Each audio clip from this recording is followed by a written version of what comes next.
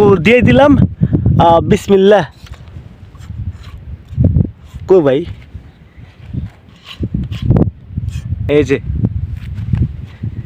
এই যে মাছ দিছি, বাট মাছে কোনো রিয়াকশন নাই। তো হে গাইস, আসসালামু আলাইকুম। আজকে আমি আমার একটা বড় মাছ এই রোদে ভাজবো। যে পরিমাণ তাপমাত্রা, আমি তাকাতে পারতেছি না। এই মরুভূমির তোর আশেপাশে কেউ নাই, যা শুধু আমি, আর চারদিকে শুধু বালু আর বালু। আর এই বালুর মধ্যে আমি দাঁড়িয়ে আছি একটা মাছ ভাজবো, জাস্ট শুধু আপনার দেখার জন্য। আর আমার তাওয়া এখানে রোদে দিছি, একটু গরম হওয়ার পর বিশাল একটা বড় মাছ, এই যে এইগুলো হচ্ছে বিশাল একটা বড় মাছ।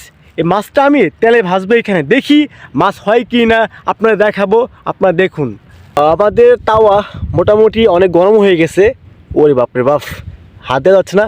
আমরা এখন এই অলিভ অয়েল, এই তেলটা একটু ঢেলে দিব এর ভিতর।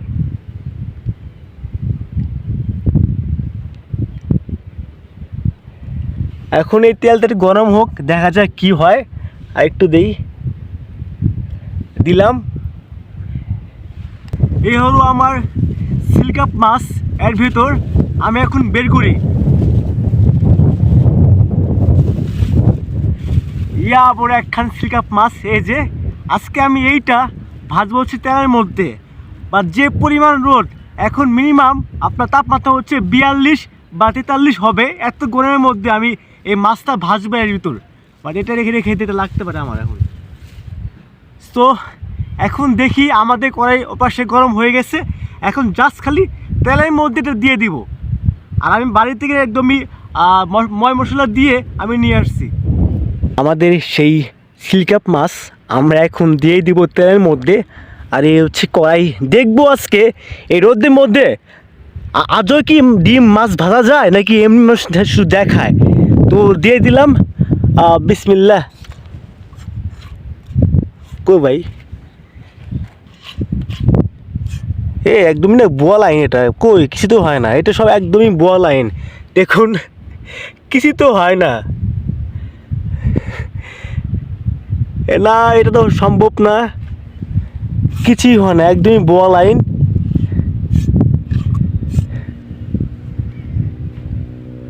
আমার মাছ দিয়ে দিলাম, কোনো বলক পারতেছে না, কিছু পারতেছে না। এমনি মানে মানুষ এত ভুয়া লাইন দেখায় যে এই রোদে নাকি আপনার ডিম বাজে, মাছ বাজে। কই কিছু তো, কোনো কিছুই তো হতেছে না, কোনো ফুটি উঠতেছে না, কিছু উঠতেছে না। একটা মাছ দিলাম যে আজকে আমি এখানে ভেজে খাবো এই রোদের ভিতর। বাট রোদ ঠিকই আছে, কিন্তু মাছটা আমার একটু পরে এখন শুকনো মাছ হয়ে যাবে। দেখুন আপনারা কি অবস্থা। এই যে মাছ দিছি, বাট মাছে কোনো রিয়াকশন নাই। হবে কি হবে, বাট তেল গরম হয়েছে কিন্তু মাছের খবর নাই। দেখুন এই যে আমার একটা সিলকাপ মাছ দিছি, বাট কোনো নড়াচড়া নাই। এই যে এটা কি আজও সম্ভব তেলের মধ্যে আপনার মাছ, এত বড় মাছ হবে? সম্ভব না কিন্তু। এত বড় মাছ আমি এই রোদের মধ্যে ভাজছি তেলের মধ্যে, আজও কি খাওয়া যাবে? আজও কি মাছটা কি হবে? মনে হচ্ছে না। আমার পুরোটাই লস এই রোদ্রের ভিতরে আসা। ভাই রে ভাই, মানুষ আপনার রোদ্রের ভিতর কত কি ভাজে। বাট আজকে আমার একটা মাছ কিনছি যে আজকে আমি এই মরুভূমির ভিতর মাছটা ভেজে একা একা বসে খাবো। কিন্তু প্রায় 1 ঘন্টা পার হয়ে গেছে। 1 ঘন্টা পার হয়ে গেছে, আমার মাছটা অমনি আছে। দেখুন এই যে অমনি আছে, মাছে কোনো রিয়াকশন নাই। মাছ তাহলে হবে না, গরম হবে, কিছুই নাই। এই যে অমনি আছে। এটা সম্ভব না, এটা রোদ্দে সম্ভব না। এত তাপমাত্রা, আমি যাচ্ছি ফেটে, বাট মাছ ফাটতেছে না। এই যে এটা আজও সম্ভব না। মানুষ যেগুলো অনলাইনে দেখায় যে ডিম ভাজতেছে, এটা সম্ভব না, মাছ ভাজা সম্ভব না, এটা একদমই ভুয়া।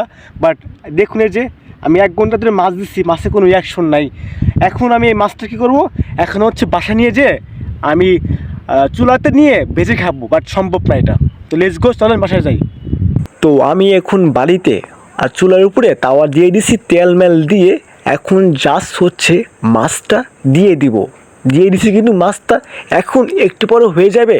মাছ ভাজি না, মাছ পুরপুরি। খাবো ভাজি হয়ে গেলে পুরপুরি। বারে বাহ, এত সুন্দর ভাজি। যদি আমার বউ থাকতো তাইলে বলতো আজকে আমি বাপের বাড়ি চলে গেলাম, তুমি থাকো। আমি এখন মাছ ভাজি খাবো, সরি মাছ পুরপুরি খাবো। বাট মোটামুটি ভালোই হয়েছে, বাট একটু পাঞ্চা পাঞ্চা, লবণ নাই। যাই হোক, 42 নাম্বারটা রোদে আমি ভাজতে পারি নাই, কিন্তু তাই কি হয়েছে, চুলা তো আছে, চুলার মধ্যেই ভেজে ফেললাম। Bye bye.